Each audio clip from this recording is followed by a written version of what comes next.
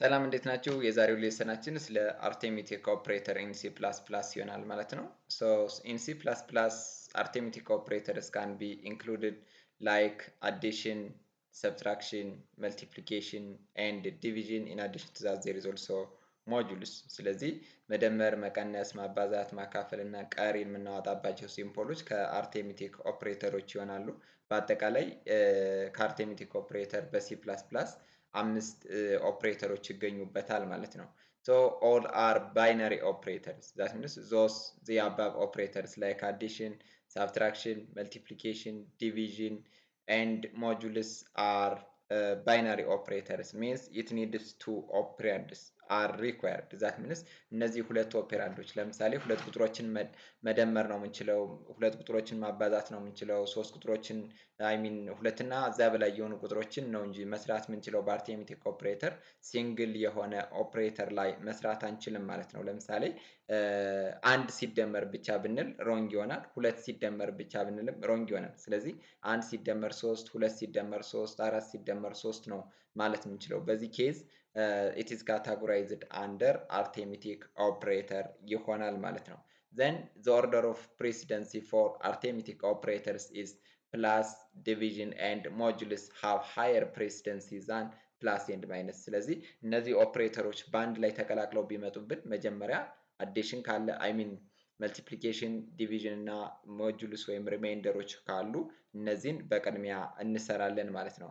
ስለዚህ በኤግዛምፕል ስናየው ኦፕሬተሮች ዛት ኢዝ አዲሽን ሚንስ ያው ሁለት ቁጥሮችን መደመር ነው። ዛት ሚንስ 12 ፕላስ 4.9 ይላል። እስኪ እያንዳንዳቸውን እንያቸው ከዚህ ጋር ላይ ለምሳሌ ሌት ሚ ሴይ ኢንት ኤ which is equal to 7 then comma b which is equal to 4.5 እንበልና and sum which is equal to int sum which is equal to a plus b semicolon and the sum of the number is ስንት ይሆናል? the sum of the number is ሰምን ዲስፕሌይ ያደርግልኝ ኤንድ ኤል ዛት ኢዝ ኤ ኒው ላይን ይሆናል ማለት ነው። ስለዚህ ይሄን ራን ስናደርገው ኤክስኪዩት የሚያደርግልን ወይም ዲስፕሌይ የሚያደርግልን ቫልዩ 11 ነው። ምክንያቱም 7 ሲደመር 4.5 ኢንት ነው ያልኩት። ስለዚህ ኢንቲጀር ከሆኑ ከፍራክሽን በኋላ ያሉ ቁጥሮችን ይቆርጣቸዋል ወይም ትራንኪት ያደርግና ምንድን ነው የሚያወጣው 4.5 የሚለውን ሳይሆን አራትን ብቻ ይወስዳል ማለት ነው። ነገር ግን ይሄ ቫልዩ ኢንት ሳይሆን ፍሎት ብንለው ሴም ኢዝ ትሩ ሂር ፍሎት ብንለው ይሄንም ፍሎት ብንለው 11.5ን ዲስፕሌይ ያደርግልናል ማለት ነው። ምክንያቱም ዴታ ታይፑ ባለፈ ላይ እንዳየነው ማለት ነው ዴታ ታይፓቸው ቫልዩ ላይ ጫና አለው ወይም ለውጥ አለው ማለት ነው። ስለዚህ the sum of the number is 11.5 ይሆናል ማለት ነው። ስለዚህ ከዚህ ጋር ላይ ያየነው 11.5 የሚመጣው 16.9 የሚመጣው ዴታ ታይፑ ፍሎት ከሆነ ወይም ደብል ከሆነ ብቻ ነው ማለት ነው። ከዛ ውጭ ግን ቫልዩን ወደ ኢንቲጀር ኮንቨርት ያደርገዋል ማለት ነው በታይፕ ካስቲንግ።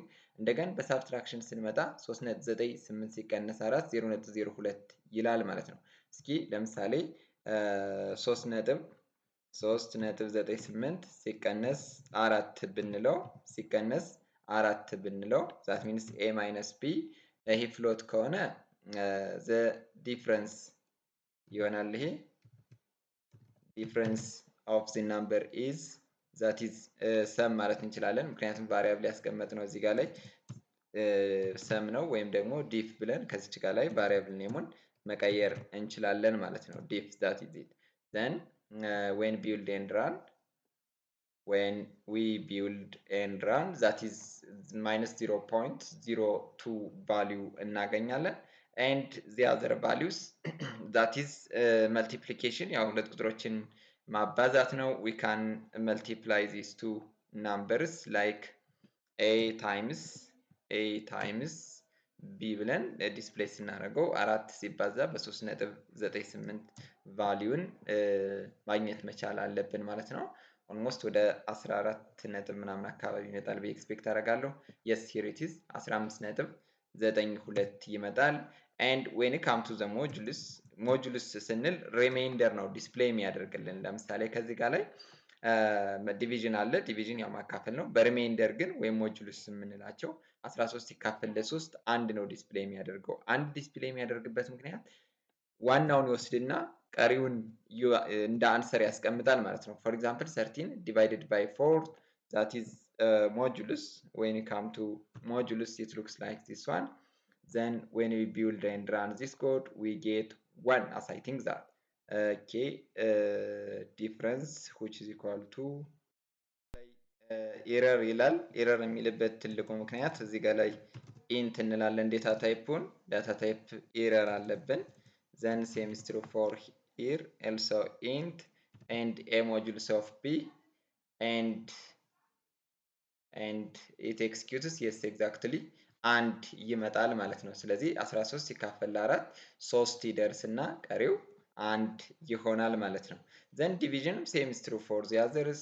And next we will continue with regard to relational operators. Now it is all about this lesson. ማንኛውም ሀሳብ አስተያየት ካላችሁ ኮመንት ላይ አስቀምጡልኝ። ለዛሬው እዚህ ላይ ይበቃናል። ሰላም ጊዜ